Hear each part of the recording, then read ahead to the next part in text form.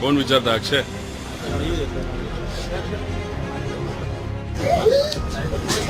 तुमचे इन्फॉर्मर कोण असतात? तुम्ही म्हणता की तुमच्या दादा आज सकाळी तुम्ही गौप्यस्फोट केला की अजित पवारांचा राष्ट्रवादी काँग्रेस पक्ष जो आहे तो सुनील तटकरे आणि प्रफुल्ल पटेलांकडनं हस्तगत करण्यात येणार होता आणि या सगळ्या संदर्भातलं पत्र देखील समोर आलं आणि सुनेत्रा पवारांनी एक पत्र सुद्धा इलेक्शन कमिशनला लिहिलेलं की जी काही पत्रव्यवहार प्रफुल्ल पटेल आणि तटकरे यांच्याकडनं इलेक्शन कमिशनला देण्यात आलेली आहे ती सगळी रद्द करण्यात यावी आणि हे जे पत्र माझ्याकडनं देण्यात येणार आहे ते अधिकृतपणे मान्य करण्यात यावं. या सगळ्या संदर्भात पत्रकार परिषदेत सुनील तटकरे यांनी कोणतीच भूमिका जी आहे ती स्वतःची मांडलेली नाहीये. त्यांनी पत्रकार परिषद आटोपलेली असल्याचं पाहायला मिळतं. आटोपलेली होती का पत्रकार परिषद मधून पत्रकारांनी योग्य प्रश्न विचारल्यानंतर त्या पत्रकार परिषदेत ते पळून गेले. आम्ही बोलत असताना आम्ही पत्रासकट आणि कागदासकट तिथं बोलत असतो. तिथं त्यांचा प्रयत्न होता काही ते खोटं नाटं बोलून लोकांचं लक्ष हे दुसरीकडे कुठेतरी घेऊन जायचं.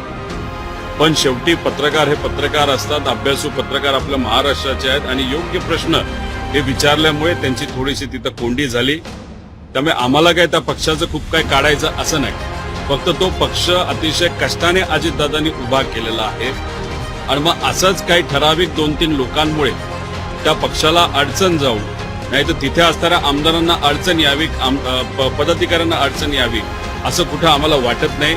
म्हणून काही चुकीच्या गोष्टी ज्या वाटत असतात त्या फक्त आम्ही पुढे आणत असतो आणि त्या पुढे आणल्यानंतर काकी त्या गोष्टींचं काय करतात तो त्यांचा तसा विषय आहे.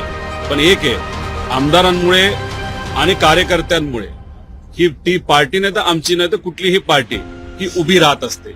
पण ठराविक नेते ज्यांचं उद्दिष्ट हे असतं की पार्टी ताब्यात घ्यायची, ताब्यात पार्टी आल्यानंतर दिल्लीत जाऊन मोठ्या मोठ्या भाजपच्या नेत्यांशी आपल्याला सहजपणे चर्चा करता येईल.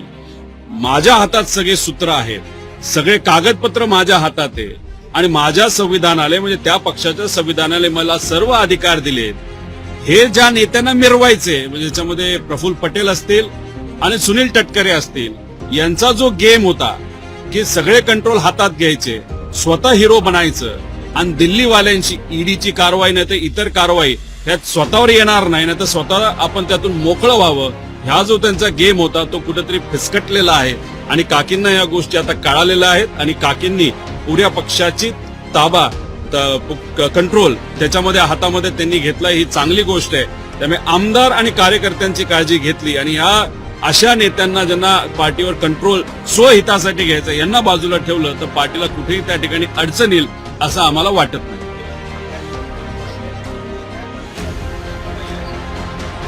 मुख्यमंत्री साहेब बोलत असताना त्यांनी त्या ठिकाणी त्यांचं वक्तव्य केलं, स्टेटमेंट दिली. त्या राईट ऑफ रिप्लाय मध्ये मी त्याच्यावर काही मुद्दे मांडले. कुठेही काही इलिगल गोष्ट ही कर्नाटका सरकार नाही तर कर्नाटका पोलीस प्रशासनाकडनं झालेली नाही. आपण तर त्याच्या खोलामध्ये जर गेला तर राज्यसभेमध्ये तिथे असणाऱ्या भाजपच्या आमदारांनी 0 FIR बद्दल एक प्रश्न विचारला होता ज्याला उत्तर हे तिथले जे होम डिपार्टमेंटचे प्रमुख आहेत नाही तर मिनिस्टर आहेत त्यांनी त्याला उत्तर दिलं होतं आणि उत्तरात हेच सांगितलं आहे की 0 FIR हा कुठेही होऊ शकतो. उत्तर प्रदेश सरकार जी भाजपची सरकार आहे त्यांनी सुद्धा सर्क्युलर अशाच पद्धतीचा तिथं काढलेला आहे. त्याच्याच बरोबर आपण जर बघितलं असेल तर सुशांत सिंग राजपूत नाही तर हे प्रकरण बघितले त्याच्यामध्ये सुद्धा काही प्रमाणात 0 FIR झालेला आहे. ADR बद्दल जे ऍक्सिडेंटल डेथ रिपोर्ट बद्दल जे बोलले त्यांनी रेफरन्स देताना ललिता कुमारी रेफरन्स त्या ठिकाणी दिला. अमित कुमार हे जे काही दुसरं सुप्रीम कोर्टचं प्रकरण आहे त्याच्यात सुप्रीम कोर्टाने जी रुलिंग दिलंय त्याच्यामध्ये ADR जर झाला असेल तर आपल्याला FIR करता येतो. आणि पण सगळ्यात गोष्टीमध्ये महत्वाचं काय, मुख्यमंत्री साहेबांनी स्वीकारलं की जो कर्नाटकाकडनं FIR आलेला आहे त्याला आम्ही इन्व्हेस्टिगेशनचा भाग म्हणून आता स्वीकारत आहोत. आता हे उत्तर अधिवेशनामध्ये मुख्यमंत्री साहेबांनी दिलं तर आम्हाला जे पाहिजे होतं FIRच्या मदतीने योग्य दिशेना ते इन्व्हेस्टिगेशन तिकडे जावं एवढीच आमची इच्छा होती. आणि मुख्यमंत्री साहेब जर बोलत असतील की आम्ही तो FIR स्वीकारणार आहोत आणि आमच्या इन्व्हेस्टिगेशनचा तो एक भाग बनणार आहे त्यामुळे आम्हाला जे पाहिजे होतं आता झालेलं आहे. त्यामुळे त्या FIR मध्ये ज्या गोष्टी नमूद केलेल्या आहेत आणि मी जी डिटेल कंप्लेंट तिथं केलेली आहे त्याच्या अनुसारच इन्व्हेस्टिगेशन जर होणार असेल तर नक्कीच अजितदादांना न्याय देण्यासाठी मदत त्या ठिकाणी होईल.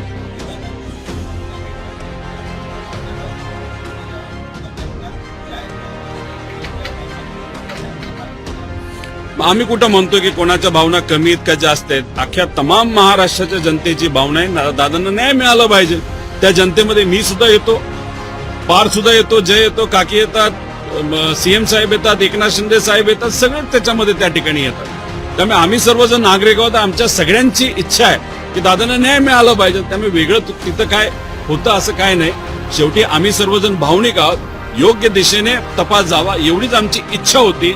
FIR स्वीकारल्यामुळे नक्कीच ते जे तपास आहे, इन्व्हेस्टिगेशन आहे, ते राईट डिरेक्शनला जाईल असं तरी आज आम्हाला वाटतंय. सीबीआय बद्दल सुद्धा बोलत असताना त्यांनी सांगितलं होतं की आम्ही एका रिपोर्टची वाट बघू. पण AIBच्या रिपोर्टची तुम्ही वाट बघणार असाल तर 2-3 वर्ष काहीच होणार नाही. त्यामुळे तोही मुद्दा जेव्हा मी मांडला तेही त्यांनी स्वीकारला आणि स्वतः त्यांनी सांगितलं की मी जेव्हा दिल्लीत अमित शहा साहेबांना भेटेल तेव्हा हा मुद्दा घेऊन सीबीआय कडनं सुद्धा तपास लवकर कसा सुरू होईल याची दक्षता आम्ही घेऊ असं त्यांनी सांगितलं. आता पुढच्या काही दिवसांमध्ये काय केलं जातं आणि काय होतं हे आपल्याला बघावं लागेल.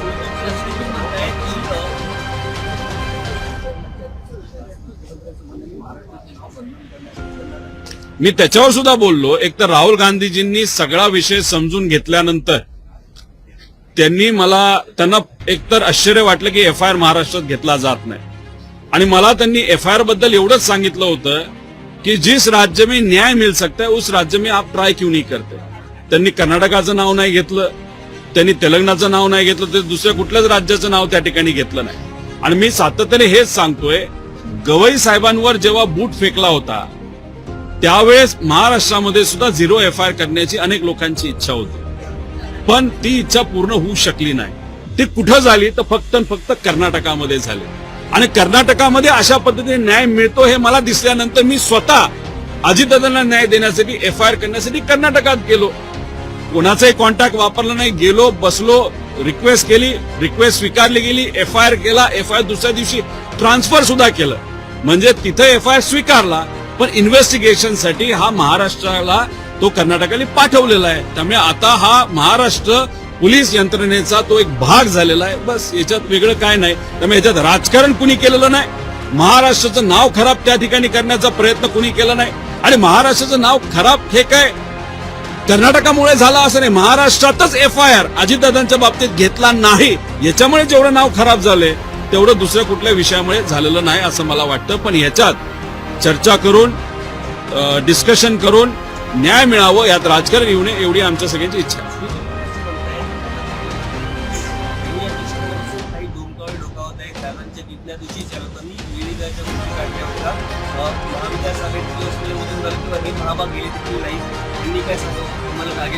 काय काय काय परत महाविकास महाविकास कधी स्नेह होतं. अरे सुनील तटकरे साहेब, तुम्हाला मला एवढंच सांगायचंय, तुम्ही माझ्याबद्दल जर बोलत असाल आणि परवा महाविकास आघाडीचं जेवण होतं त्या जेवणाबद्दल जर तुम्ही बोलत असाल तर तेव्हा मी कर्नाटकात होतो, मी बँगलोरमध्ये होतो.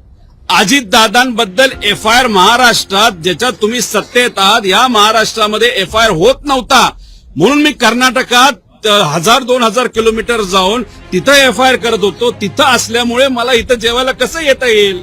आणि मी काय VSRचं विमान वापरत नाही की आज इकडं की उद्या तिकडं. त्यामुळे उगाच काहीतरी पतंग उडवत बसला आणि माझं नाव घेऊन बोला ना, महाभाग वगैरे असले कशाला. मी डायरेक्ट बोलतो, सुनील तटकरे आणि प्रफुल्ल पटेल हे अजितदादांचा पक्ष ताब्यात घेण्याचा प्रयत्न त्या ठिकाणी करतात. मी डायरेक्ट बोलतो, त्यांची हिंमत नाही का बोलायला. उगाच हवेत गोळ्या मारत बसलेत. त्यामुळे मी जेवायला का नाही गेलो हे आता या ठिकाणी मी आपल्या सर्वांना सांगितलं. तुम्ही सत्तेत असून दादांचं इन्व्हेस्टिगेशन योग्य पद्धतीने व्हावं यासाठी तुम्ही काय केलंय? स्मरणपत्र दिलेत, रिमाइंडर दिलेत. त्याच्या पलीकडे जाऊन काय केलंय? 40 सेकंड जाऊन पार्लमेंटमध्ये तुम्ही बोललाय, 40 सेकंड. आणि कोणाबद्दल बोलला? एव्हिएशन मंत्री साहेबांना मी भेटून रिक्वेस्ट केली. अरे एव्हिएशन मंत्र्याचं VSRचं नातं आहे, आर्थिक पण आणि व्यक्तिगत पण. हे तुम्हाला काय कळत नाही का? त्यामुळे ज्या विषयामध्ये तुम्हाला इंटरेस्टच नाही, दादांना न्याय देण्यासाठी तुम्हाला इंटरेस्टच नाही, मग कशाला या विषयामध्ये जाता? उद्या जर कुठल्या बोंधूबाबाली सांगितलं मग कुठं काय केलं तर ती वेगळी गोष्ट. पण त्यांचा आणि बोंधूबाबाचा विषय आमचा विषय दादांबद्दलचा आहे, महाराष्ट्राच्या स्वाभिमानाचा आहे आणि महाराष्ट्राची जनता मागते की दादांना न्याय मिळाला पाहिजे. यासाठी आम्ही जो काय करायचा असेल तो प्रयत्न त्या ठिकाणी केलेला आहे आणि उद्या जाऊन करणार सुद्धा आहोत.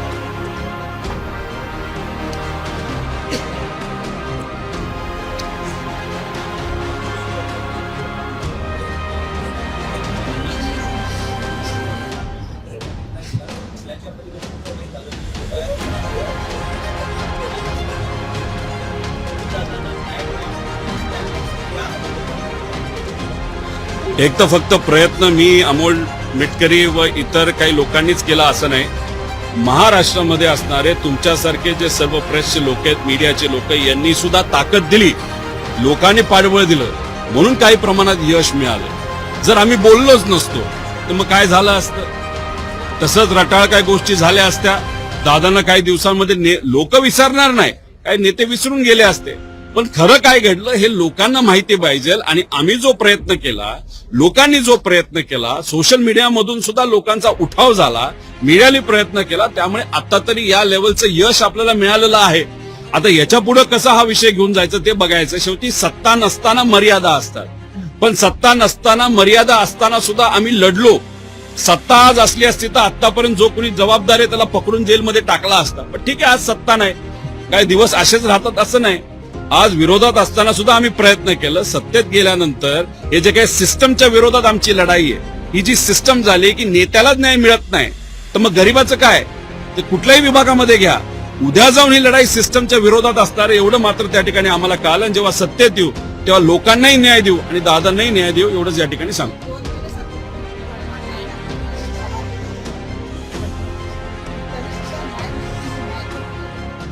आज रिप्लाय मिळाला, उत्तर मिळालं.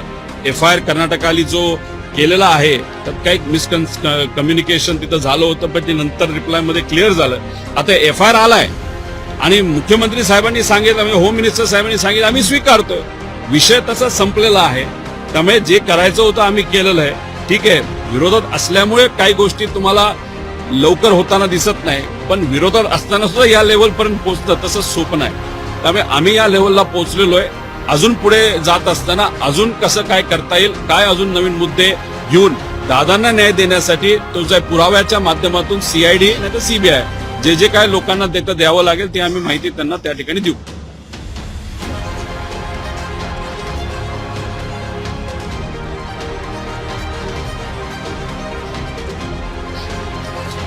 दुर्दैव असं CID असं म्हणते की AIBचा रिपोर्ट, फायनल रिपोर्ट येऊ द्या, मग आम्ही इन्व्हेस्टिगेशन करू. अरे CIDला हे माहित नाही का 9 असे प्रस्ताव आहेत, हे ऍक्सिडेंट्स आहेत ज्याचे गेले 3-3 वर्ष झाला अजून रिपोर्ट आलेला नाही. मग 3 वर्ष काय आम्ही थांबणार आहे का? एवढं काही वेळेत का आम्ही? त्यामुळे AIB काही केलं निवांत बसेल असं जर AIBला वाटत असेल तर ते वेगळ्याच दुनियेमध्ये आहे. आणि CIDला मला सांगायचंय, AIBच्या रिपोर्टसाठी तुम्हाला थांबायचं कारण नाही, कारण AIB वेगळ्या दृष्टिकोनातून त्या ठिकाणी तपास करते, टेक्निकल, आणि तुम्ही क्रिमिनल अँगल बघणार आहात. त्यामुळे क्रिमिनल अँगलला AIB साठी थांबायचं कारण काय? CID काहीतरी फालतू उत्तर देत आहे. आता CBI कडे हा प्रस्ताव गेल्यानंतर कदाचित CBI अजून खोलात जाऊन योग्य दिशेने या विषयाला घेऊन जातील असं मला वाटतं. पण CBIने ते स्वीकारलं तर पाहिजे. सुशांत सिंग राजपूत 2 दिवसात स्वीकारलं जातं आणि इथं मात्र काही स्वीकारलं जात नाही. हा जो काही विरोधाभास आहे हा मात्र त्या ठिकाणी आम्हाला कळत नाही.